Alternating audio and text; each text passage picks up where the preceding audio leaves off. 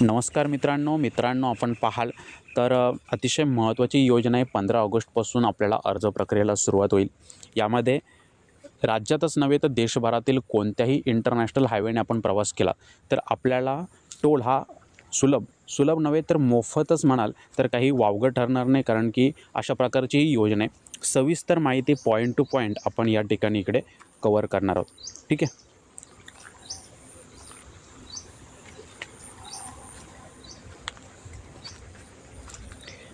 तर मित्रांनो, थोडक्यात आधी पार्श्वभूमी समजून घेऊ.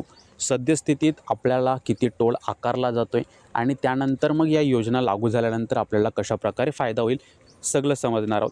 या ठिकाणी नितीन गडकरी साहेबांनी जेव्हा या योजनेची घोषणा केली त्यानंतर अनेक बांधवांनी आपल्याला या संबंधित माहिती विचारली होती आणि सविस्तर माहिती या ठिकाणी इकडे घेऊन आलेलो आहे. इन्फो ॲडचा हा नेक्स्ट एपिसोड आहे आणि असेच सिरीज पाहायची असेल तर चॅनल सबस्क्राईब करा.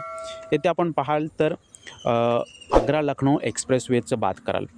कारने जर आपण प्रवास करता त्या एक्सप्रेसवेला तर 600 रुपये फ्लॅट आपल्याला या ठिकाणी टोल आकारला जाणार आहे. त्यानंतर LCVसाठी 930, बस आणि ट्रकसाठी आपल्याला पाहायला मिळतं आहे 1870 हा फ्लॅट टोल आपल्याला पाहायला मिळतं आहे. आता आपलं राज्यातलंच पाहाल तर मुंबई नागपूर या समृद्धी महामार्गाने आपण जर प्रवास करत आहे, आपल्या स्वतःच्या कारने आपण प्रवास करत आहे तर आपल्याला तब्बल 1212 रुपये एवढा फ्लॅट टोल आपल्याला या ठिकाणी लागणार आहे.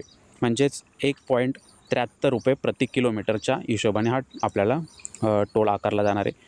ट्रक आणि बसेसमध्ये 4100 रुपये अशा प्रकारचा हा टोल मुंबई ते नागपूर या एक्सप्रेसवेसाठी असणार आहे. पुढे आपल्याला पाहायला मिळते की मुंबई ट्रान्स हार्बर लिंक असेल, यामध्ये कारसाठी वन वेचा आपल्याला टोल पाहायला मिळतो आहे 200 रुपये आणि LCVसाठी 300 रुपये. तर मित्रांनो, आता आपण टोल जे सद्यस्थितीत जे रेट आहेत ते समजून घेतले. आता समजा ही योजना 15 ऑगस्टपासून चालू झाली. योजना चालू झाली तर आपण ही योजनेसाठी अर्ज कसं कराल? तर मित्रांनो, NHAI ही वेबसाईट आहे.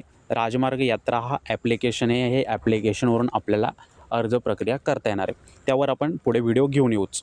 आता अर्ज करण्यासाठी आपल्याला किती अमाऊंट पे करावी लागेल तर फक्त 3000 रुपये. म्हणजे जर आपण नॉर्मली जर ट्रॅव्हलिंग कराल तर जे रेट आता सद्यस्थितीत आहेत त्या नुसार जर आपण नॉर्मल कॅल्क्युलेट करायचं म्हटलं तरी आपल्याला 10 ते 15,000 रुपये खर्च येणार आहे. परंतु जर या योजनेसाठी अर्ज कराल तर फक्त 3000 रुपयामध्ये आपण संपूर्ण देशभरात कुठेही या ठिकाणी प्रवास करू शकणार आहात.